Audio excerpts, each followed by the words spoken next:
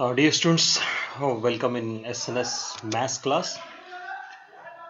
Students of class 11th, हम लोग trigonometry के टॉपिक को हम लोगों ने अपने प्रीवियस कुछ वीडियोस में डिस्कस किया है. सो हम लोग उसी को कंटिन्यू कर रहे हैं और आज जो हमारा टॉपिक है टिग्नोमेट्री का, वो हम लोग टिग्नोमेट्रिक इक्वेशन से एक टॉपिक लेने जा रहे हैं. ना टिग्नोमेट्रिक इक्वेशन से एक टॉपिक लेने जा रहे हैं, मतलब टिग्नोमेट्री इक्वेशन में अगर आप ये चेक करेंगे तो जो एनसीईआरटी बुक है, एनसीईआरटी बुक की एक्सरसाइज 3.4 में ट्रिग्नोमेट्रिक इक्वेशन रिलेटेड प्रॉब्लम्स दिए हुए हैं. सो यहाँ पर हम उसी एक्सरसाइज को सॉल्व करेंगे as a problem solving video number 1. Video 2 में जो सेकंड प्रॉब्लम सॉल्विंग 2 लेंगे, उसमें हम लोग कुछ क्वेश्चन जो है वो अदर बुक से या कोई और बुक की एक्सरसाइज को भी सॉल्व करेंगे. मे बी एनसीईआरटी एग्जाम्पलर हो, आर डी शर्मा हो, है ना, इस तरह की किताबों से भी कुछ क्वेश्चंस को सॉल्व करेंगे. सो आइए स्टार्ट करते हैं. Trigonometric equations exercise 3.4 NCERT. Okay, so here it is. ये रहा पहला question. So in our first question what we have, find the principal and general solution of the following equation. अब एक बड़े क्वेश्चन होता है कि ये प्रिंसिपल और general solution of the equation का मतलब क्या है. सी क्वेश्चन से बहुत सिंपल है. सिंपल से मेरा सेंस ये है, जैसे कुछ क्वेश्चन तो आपने इस तरह का 10th में भी किया है. अब ये गिवन है कि 10x इक्वल टू √3. अब 10√3 कब होता है? ये होता है 1060, 1030. कब?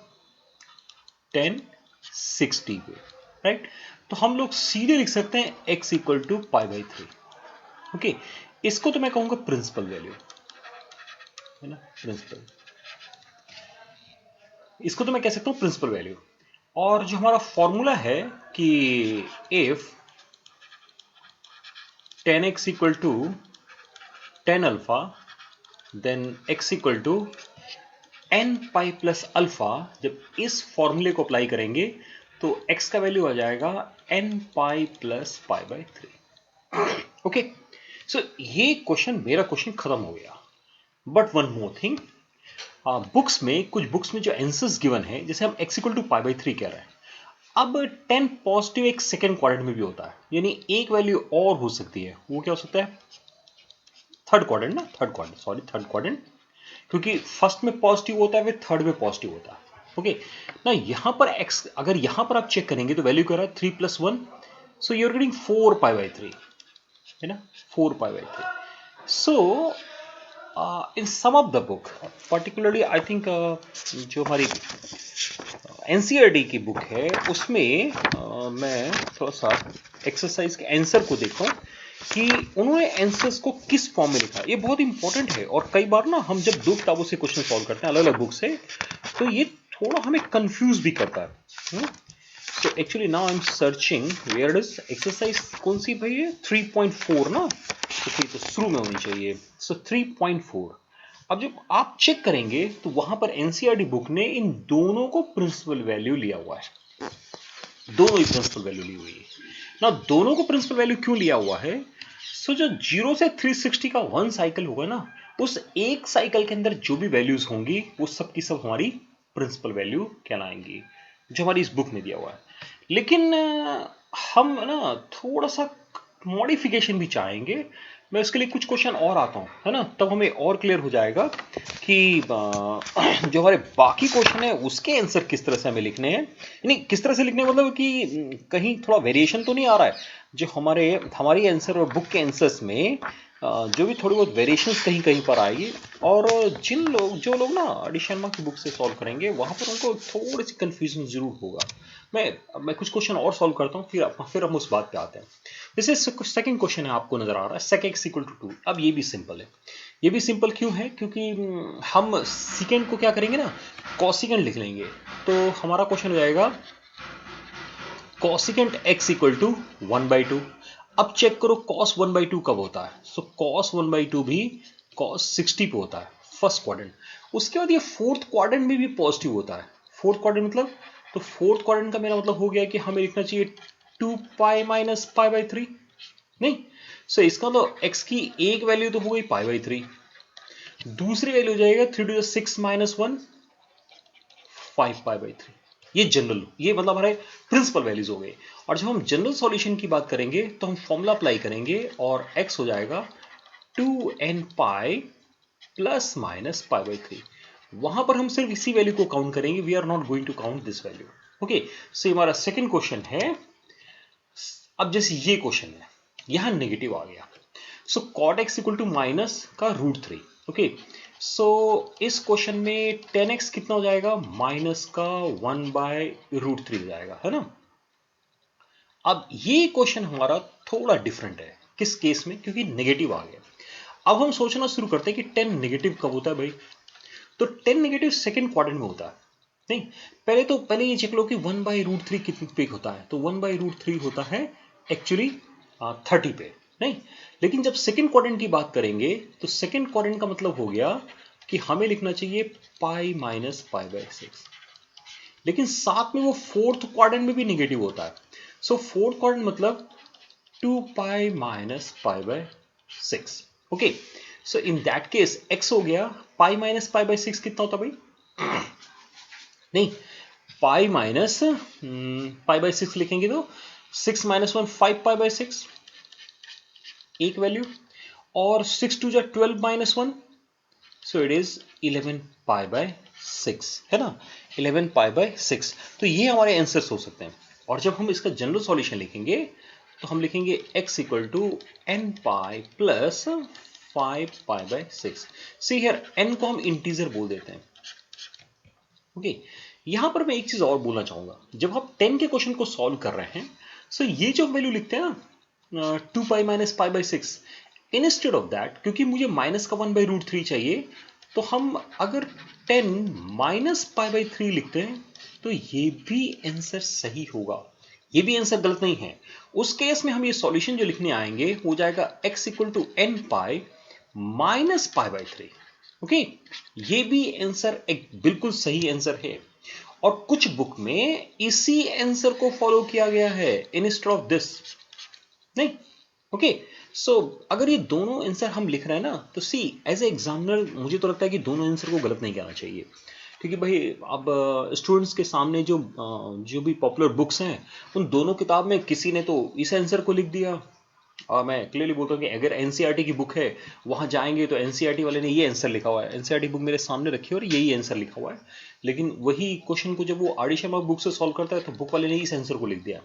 सो स्टूडेंट्स थोड़ा बहुत कंफ्यूज हो सकता है उस केस में, लेकिन दोनों ही आंसर सही है, कहीं कुछ गलत नहीं है। Okay, so here is another one, same question है, cosecant x equal to minus का हाफ है, तो हम तो बोल देंगे भाई साइन x, तो साइन x हो जाएगा माइनस का 1/2, माइनस 1/2 साइन कब होता है, साइन x, सी 1/2 कब होता है वो पहले रफ में लिख लेना, और वो होता है 30 पे। नहीं, अब नेगेटिव पे आते हैं। अब नेगेटिव होता है वो थर्ड क्वाड्रेंट में, है ना, नेगेटिव होता है थर्ड क्वाड्रेंट में, तो थर्ड क्वाड्रेंट का मतलब पाई में पाई बाई 6 ऐड करने से थर्ड क्वाड्रेंट आएगा, और होता है वो फोर्थ क्वाड्रेंट में, तो फोर्थ क्वाड्रेंट मतलब 2 पाई में से पाई बाई 6 माइनस करने से आता है, यानी x हो जाएगा एक तो 7 पाई बाई 6 और दूसरा हो जाएगा 11 pi by 6। So these are the two answer.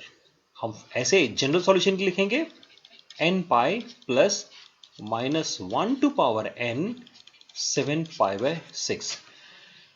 Okay, so this is our question number 4। So ये हमारे बहुत ही बेसिक सिंपल क्वेश्चंस हो गए, जहां पे हमने क्या किया, हमने प्रिंसिपल और जनरल सॉल्यूशन को फाइंड आउट किया। ओके, अभी यहां पर सिर्फ क्या है कि थोड़ा सा वेरिएशन नजर आया है नेगेटिव वाले में, और वो भी वेरिएशन आपको नजर किस क्वेश्चन में आएगा, जहां पर आप साइन और टेन से डील करेंगे।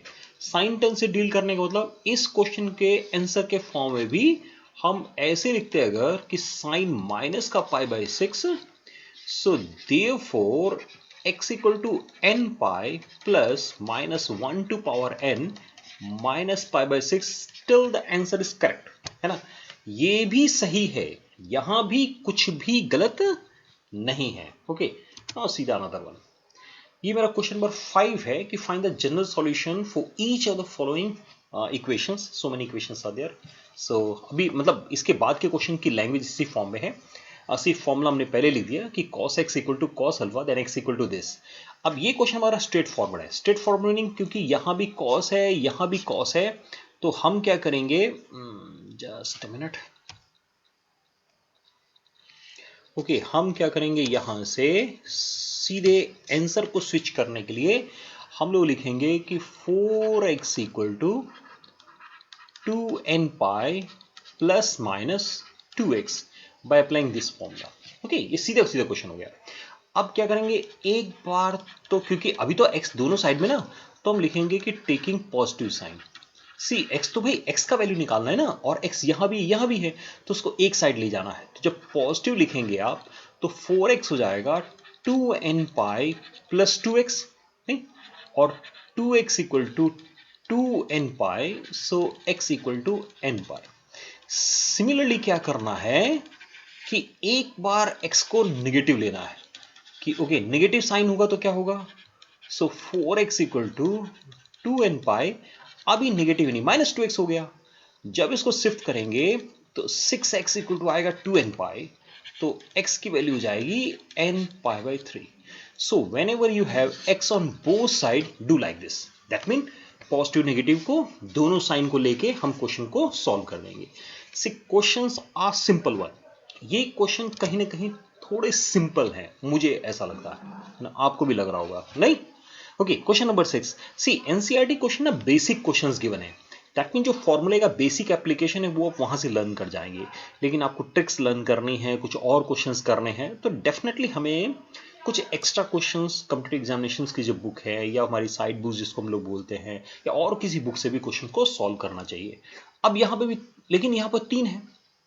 एक चीज ध्यान रखना, जब कभी भी आपको ना प्लस या माइनस के फॉर्म में आए तो उसको प्रोडक्ट में चेंज कर देना है, यानी सम और डिफरेंस को प्रोडक्ट में चेंज करना। और वो कौन करता है, सीडी फॉर्मूला चेंज करता है। तो हम क्या करते हैं कि यहां पर cos c cos d का फॉर्मूला अप्लाई कर रहे हैं।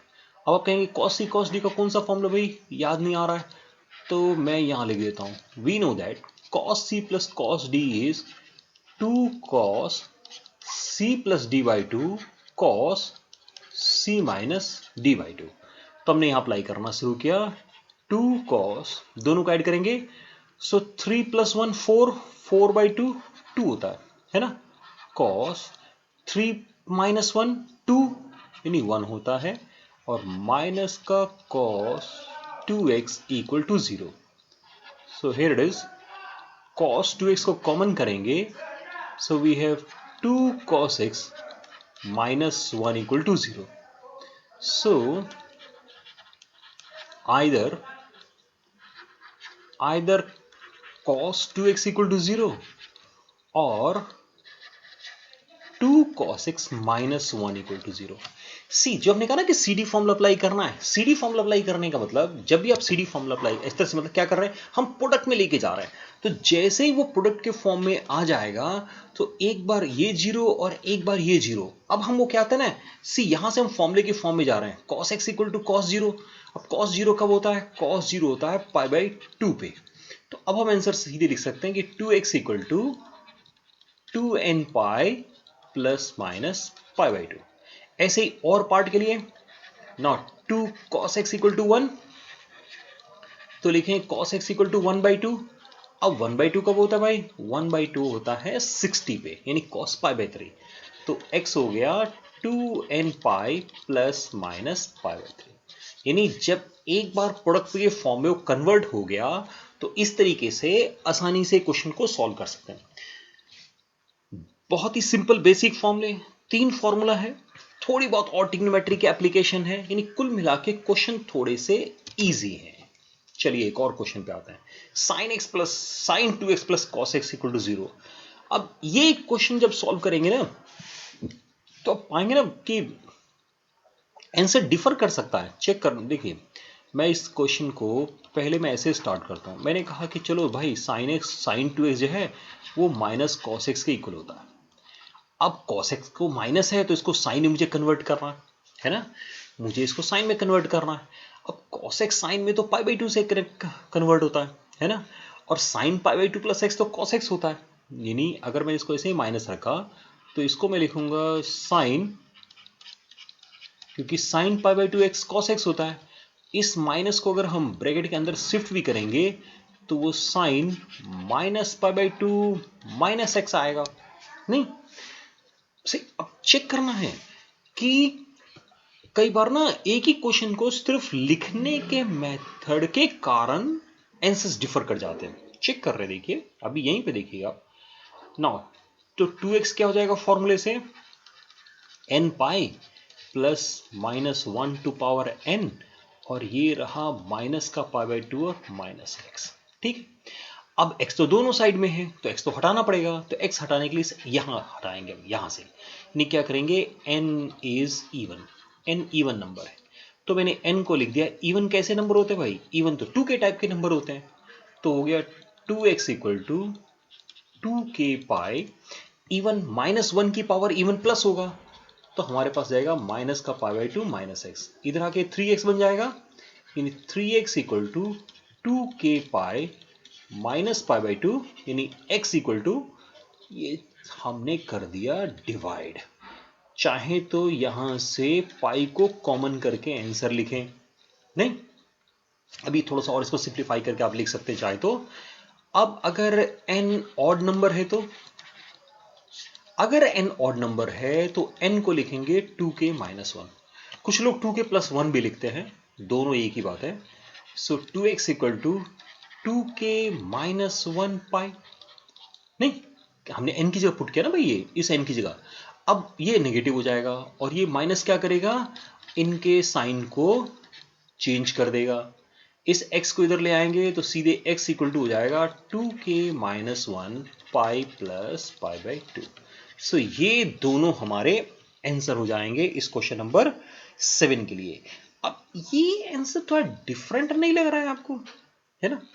ये आंसर जब आप एनसीईआरटी बुक में को मैच करने जाएंगे नहीं मिल रहा, लगेगा कि नहीं नहीं ये तो आंसर ही नहीं लिखा उसने भाई, उसने तो कुछ और ही लिख दिया हुआ है ना, उसने तो he is written something else। अब इसी क्वेश्चन को सिर्फ लिखने के तरीके से हम कई तरीके से क्वेश्चन को सॉल्व कर सकते हैं। Let me show you one more method.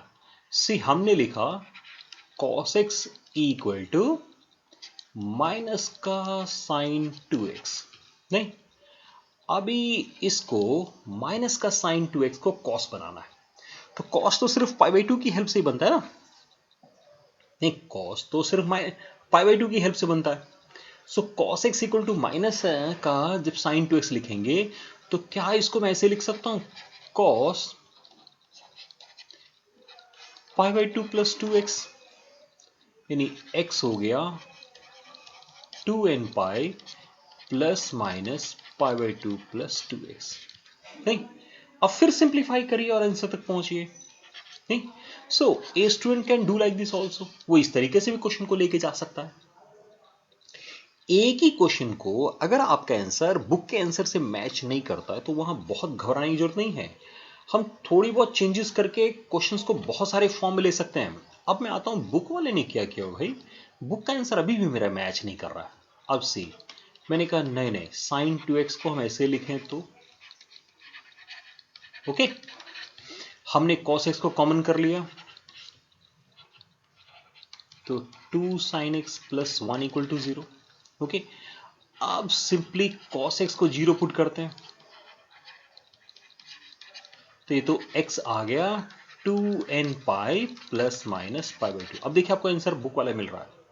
दूसरा हो गया 2 sin x plus 1 equal to 0। So sin x equal to minus का 1 by two, minus 1 by two हो जाएगा नेगेटिव, मतलब साइन नेगेटिव होता है थर्ड क्वाड्रेंट में, that is pi plus 1 by two 60 30 भाई, है ना।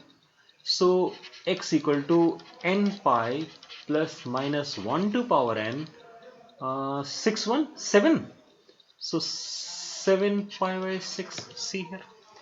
अभी आंसर बुक का भाई हमारा मैच कर रहा है, एनसीईआरटी वाले ने तो यही आंसर लिखा है। लेकिन अगर एक स्टूडेंट इस क्वेश्चन को ऐसे करता है, both these are correct one, है ना, Student may go like this, go like this, or go like this. So if your answer does not match with the answer which is given in your book, don't worry about that. Okay, वहां बहुत घबराने की जरूरत नहीं है. हो सकता है उसने भाई अलग मेथड लिख दिया है और अलग मेथड लिख दिया तो आंसर अलग हो गया, क्या करें हम उसमें. Okay, see another one. Second square 2x equal to 1 minus 10 2x है ना. एक और क्वेश्चन ये, यहाँ स्क्वायर है यहाँ सिंगल है, तो सेकेंड को तो हमें पता है फॉर्मूला है क्या, कि हम तो इसको लिख सकते हैं 1 प्लस 10 स्क्वायर 2x और 1 माइनस 10 2x. सब एक तरफ से, अरे ये तो 1 कैंसिल हो गया, बहुत अच्छा हो गया है ना, बहुत अच्छा हो गया. मतलब कि मुझे क्वाड्रेटिक नहीं सॉल्व करनी पड़ी. प्लस का 10 2x इक्वल टू 0, ठीक लिख रहा है ना, 10 square 2x plus 10 2x equal to 0. So now we have taken 10 2x common. So what we have? 10 2x plus 1 equal to 0. So एक बार क्या लिखेंगे, either 10 2x equal to 0 और 10 2x plus 1 equal to 0. 0 कब होता है?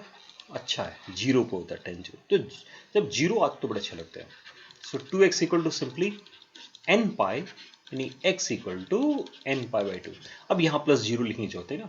हाँ ये ठीक है, इसमें लिखना पड़ेगा मुझे थोड़ा सा. 10 2x equal to -1 meaning second quadrant, यानी pi minus pi by 4. 4 minus 1 3 pi by 4. So 2x equal to n pi plus 3 pi by 4. Okay, अच्छा x लिखना है भाई, तो 2 से डिवाइड कर दो, n pi by 2 plus 3 pi by 8. Okay, x equal to n pi by 2 plus 3 pi by 8. ये book ने ऐसे आंसर लिखा हुआ है, लेकिन अगर कोई स्टूडेंट यहां से वो ऐसे लिखता है कि 10 2x इक्वल टू -1 मीनिंग 10 का minus pi by 4. So therefore 2x equal to n pi minus pi by 4 और x equal to n pi by 2 minus pi by 8. सही है भाई, गलत नहीं है. ओके, ये भी आंसर सही है, ये भी आंसर सही है ना. ऐसे लिखें या ऐसे लिखें, असल में क्या होता है, यहां हमने ना अभी तक मैं किसी क्वेश्चन में लिख रहा हूं n होता है इंटीजर है ना, ये n होता है इंटीजर. तो जब n इंटीजर होगा तो हम डिफरेंट वैल्यू जब n की पुट करेंगे ना, तो ये जो दोनों आंसर आपको नजर आ रहा है स्क्रीन पे, जो दोनों आंसर नजर आ रहे हैं ऊपर, ये दोनों एक जैसे नजर, मतलब उनको एक जैसा प्रूफ किया जा सकता है कि okay these are not the different. For different value of n ना वो एक हो जाएंगे. I think we have one more question in this exercise, that is our question number 9. Again बस ऐसे ही फॉर्मूला अप्लाई करते जाना है. सीडी फॉर्मूला, फॉर्मूला मतलब सीडी फॉर्मूला. क्या करना चाहिए, हमेशा ना सबसे बड़े और सबसे छोटे में सीडी फॉर्मूला अप्लाई करना इजी होता है. यानी इन दोनों में मैं सीडी फॉर्मूला अप्लाई करूंगा तो क्या लिखूंगा, 2 sine c plus d by 2 cos c minus d by 2 plus sine 3x equal to 0. Okay, so now we have 2 sine 3x cos 2x plus sine 3x equal to 0. हमने क्या किया, sign 3x को common कर लिया, तो हमारे पास आ गया 2 cos 2x plus 1 equal to 0. इसका मतलब अब आसान हो गया, हम कहेंगे sign 3x equal to 0 either और 2 cos 2x plus 1 equal to 0. That mean cos 2x equal to minus का 1/2. अब तो बस आंसर रख का काम रह गया. 0 कब होता है, 0 पे होता है, तो 3x कितना होगा, n पाई, आगे लिखने की जरूरत नहीं, क्योंकि अगर मैं लिखता हूं ना -1 टू पावर n इंटू 0 तो ये तो 0 हो जाएगा. So simply x equal to n pi by 3. ऐसे यहां आ जाइए. कब होता है माइनस, सेकेंड क्वाड्रेंट में. पाई बाई 2 कब होता है, 60 पे, दैट मीन 2 पाई बाई 3. तो 2x हो जाएगा 2n pi plus minus 2 pi by 3. 2 से डिवाइड करेंगे तो x equal to n pi plus minus pi by 3 है ना, n pi plus minus n pi by 3. See all in this question as n is integer. हमने शुरू में भी n is an integer ये नहीं लिखा है, but in each and every question n जो है integer. So what we have seen in these 9 question, हमें एनसीईआरटी बुक में ये 9 क्वेश्चन है. तो अगर आप इन 9 क्वेश्चनों को सॉल्व करने जाएंगे तो क्या महसूस होगा कि ट्रिग्नोमेट्री के बेसिक फॉर्मूले हैं जिसमें सीडी फॉर्मूला ज़्यादा आएगा, या तो डायरेक्ट जो हमने 10th क्लास की जो वैल्यूज पढ़ी हैं वो उससे क्वेश्चन सॉल्व हो जाएगा, थोड़ा बहुत सीडी फॉर्मूला अप्लाई करेंगे, एक आध जगह क्वाड्रेटिक इक्वेशन भी अप्लाई करना पड़ सकता है जो इन क्वेश्चनों में हमें जरूरत नहीं पड़ी है. Okay, so dear friends, students, ये रहा आपका एक्सरसाइज 3.4 एनसीईआरटी बुक से. In our next video regarding with trigonometric equation, trigonometric की जो नेक्स्ट वीडियो है उसमें हम लोग कुछ और बुक्स के कुछ और अच्छे क्वेश्चन सेलेक्ट करके प्रॉब्लम सॉल्विंग टेक्निक्स को और लर्न करेंगे. So once again, thank you very much for watching this video. Keep watching my channel. Thank you very much.